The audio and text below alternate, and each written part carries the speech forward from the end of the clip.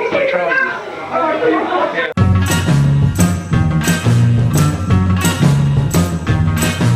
You're sleeping all your moments away. I'm counting every breath that you take. You've been sleeping 20 years and blanks in that being. You will not squirt for me and counting lemons on your tree.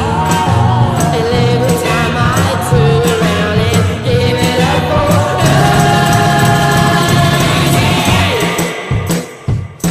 I'm alright. Yeah, let's go cruising, Jay. I'll take you away. I'll take you away. Can't fill any more plates, move any more chairs. It's been too many years. It's been too many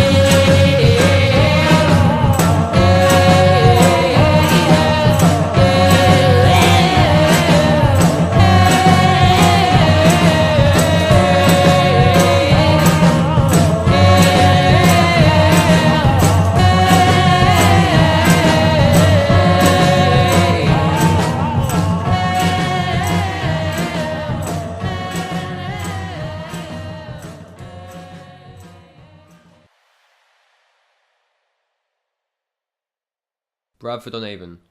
From the outside looking in, it would seem as if there's not much for a teenager to do around here. With a rundown skate park and some fields, there's only so much someone would think people our age can get up to. But this isn't really the case at all. It's mad what people can get from pretty much nothing.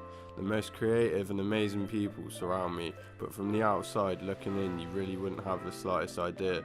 We make music, skate, have parties at every opportunity, hold gigs, climb on all the roofs of the town and just overly make as much as we can out of a shitty situation. The central meeting point for a lot of us in Bradford is the home of our close friend Ollie Hill. Hill's house could be seen as a youth hostel. Kids will be there from sunrise until way past sunset. Most will come to socialise and create, others pop round to grab a couple fags to get a haircut, and some will just visit to have a place to sleep for the night. There's basically never less than 7 people in the house at one time, and there's enough creativity bouncing around to live off. Under the surface of the quiet town is bands, beatmakers and instrumentalists. We're like an underground community, all sharing and exploring our take on the art. A large part of the scene grows from the rooms in Hill's house.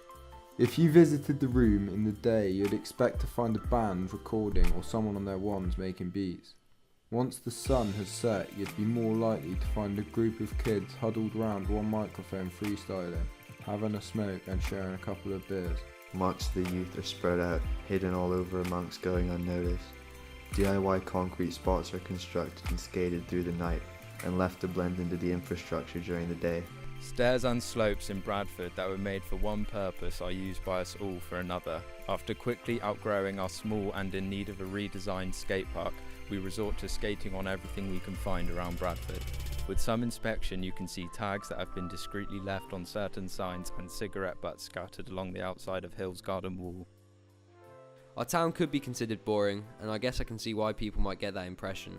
But if you take the time to look deeper, then it's very clear it's not like that. Just go up to the kids at the basketball court, or the ones skating down the high street, and I promise you they'll tell you there's much more to Bradford-on-Avon than meets the eye.